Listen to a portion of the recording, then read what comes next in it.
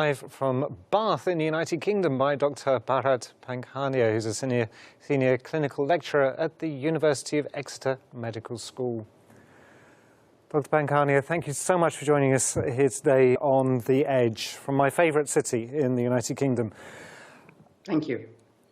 Today was going to be a big day for the UK. The 21st of June was going to be the lifting of restrictions, and now we're hearing the 19th of July.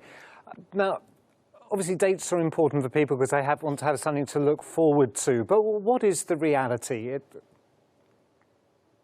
So the reality is, unfortunately, the Delta variant was allowed to seed the United Kingdom population. Having started its seeding process with lots of people returning from India, the train was set into motion. And as this variant, Delta variant, is much more infectious, we've got a rising number of cases, and the rising number of cases in the unimmunized group. So what we have to do is use the break, i.e. the delay in removing the restrictions, to do our homework. And the homework that we must do is immunize, and immunize as many people as possible in the other age groups that have not been immunized. That will buy us a bigger safety net. And that is what we're going to hope. And finally, what we hope is that with a large population immunized, we will be able to have the disconnection between rising number of cases not mirroring a rising number of hospitalizations. And when we reach that safety line, it will be much easier to say we lift restrictions. Now, here in Turkey, as in the UK, the number of people being vaccinated is going up. I'm very grateful I got my second dose of vaccine last week, and the procedure continues on. Now, have we yet seen or what are the effects that we've seen from large numbers of population being vaccinated, using the UK as an example? Or what are the effects of the vaccination campaigns? The vaccines are working very well. It is stopping people from entering ICU, intensive care units. That is what we want.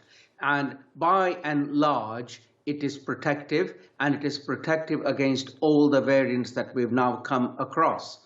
So it's very good, it's very effective, and I feel that for planet Earth, vaccines are the only way out.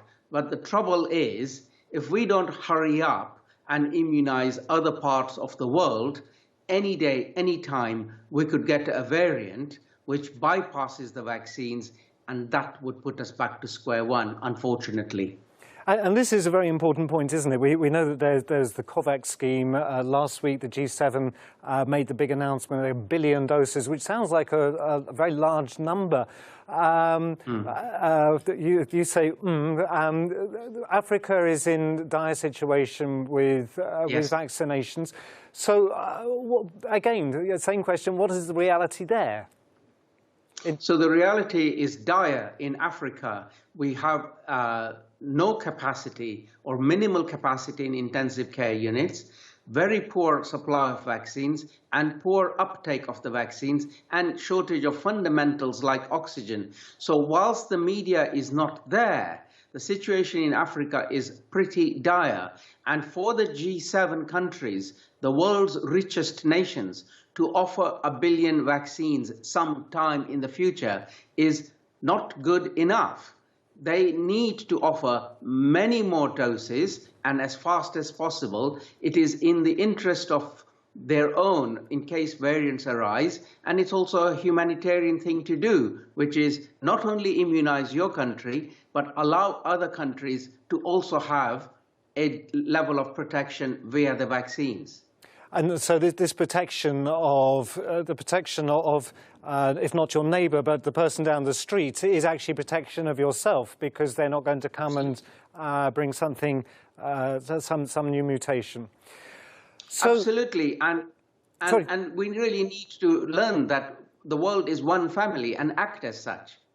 And so, what does is the problem caused by the fact that not enough vaccines are being produced, or that some countries are still holding on to doses that they have no intention of using, or they're trying to get the 100% vaccination of their own population before sharing a bit with somebody else. Well, what's the main sticking point, do you think? All of them are sticking points. So there is a shortage of vaccines. We know that. And then there is the big players with the money, the deep pockets. So they've put in advance orders and purchased billions of doses. And they hold on to them and they say, we're going to immunize our population. It takes a very brave and good politician to say, we're going to immunize us, and we're also going to enable others to be immunized simultaneously. Norway was a great example of saying, we're going to immunize the rest of the world as well, rather than just immunize ourselves. So we need to do that. And then there is this thing of the patents. So the vaccine manufacturers have the monopoly on making the vaccines. And I say this, going forward, 6 months, 12 months, 18 months from today, we will need the vaccines. And therefore, the sooner the patents are relaxed and enable other people under license, under supervision, under scrutiny to also manufacture vaccines, it won't improve things. So we need to enable other people, other countries to also manufacture the vaccines. What about moving on from vaccinations? Let's talk about some other behaviours. Summer is coming, so everybody wants to get outside and they want to get some fresh air. Many want to travel. What about general things? Firstly, is travel a bad idea? And alongside that, people that have been immunised, should they be still wearing masks? Yes, good question. So with respect to people who have been fully immunized, we know that they are less infectious. The issue is we have a large number of people still to be immunized. So it becomes very difficult to say we've now got a cohort of people who are now exempt from wearing masks.